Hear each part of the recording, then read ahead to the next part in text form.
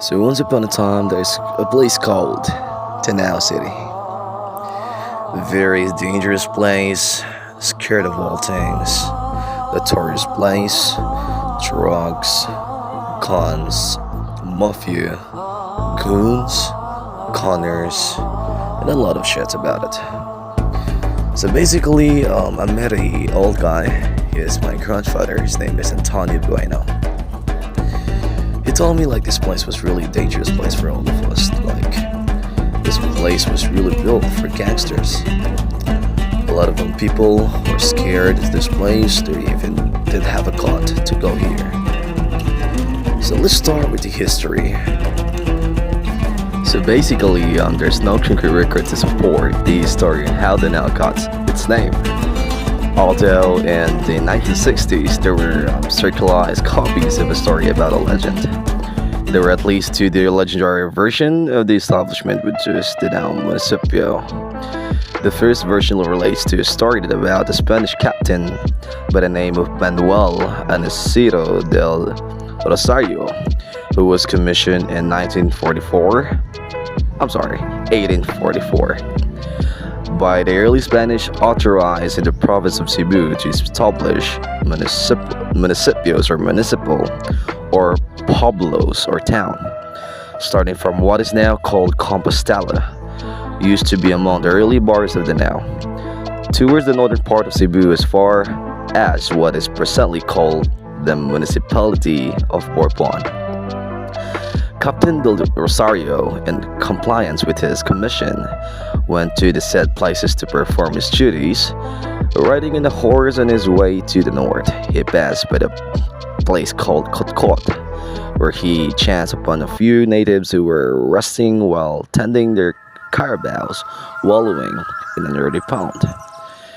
Not quite familiar with the place, the captain, putting his four fingers to the ground, inquired in Spanish language from the surprised natives about the name of the place. Without understanding what the captain had said, the natives surmised it to mean that the stranger might have asked if the name of the pond where carabaos were calling off.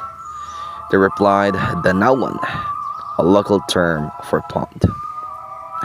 On the account of the stranger's unfamiliarity with the local dialect, coupled with his defective hearing, he was only able to hear the first syllables, DANAO. Thus began the naming of the place DANAO, which Captain Anicito del Rosario had established in the municipio. He stayed in the place for several years to see to it, and much needed projects were constructed. He was credited for the planning and establishment of the poblacion, where he constructed the Prudencia to the house of office of the local government. The Roman Catholic Church was built next, which was completed in 1847, followed by the construction of Convento. The town streets calls the Cali Lapu-Lapu, Cali Rizal, and Cali Marcelo del Pilar were among the town streets built by Captain del Rosario.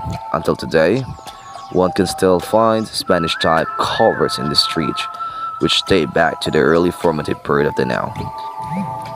Alright, so yeah. You hear a lot, guys. I don't want you to have some brain freeze or something. So basically, there's no doubt that DANAO was really a badass place so far. But you know what? There's still a good thing about this place. I meet a lot of people. I meet a lot of good people here. Even though that there's some sort of at their first impression, you might think that there's some sort of mafia, a bad boy, or a person that might troublemaker or something. But for me, guys, the only thing that you need to realize is, even what is the history of the place, you should see what's the beauty in it. There's a lot of beautiful place here, and resorts, nature trips, spots, I don't know, like from Ibu, some cold spring rivers and some sort of things. So they might think that this place is such a dangerous place because of the history that they're making a lot of cons or something. But for me, guys, time, the world is changes. The constant in this world is just change. So we might need to change our perspective or the way we think.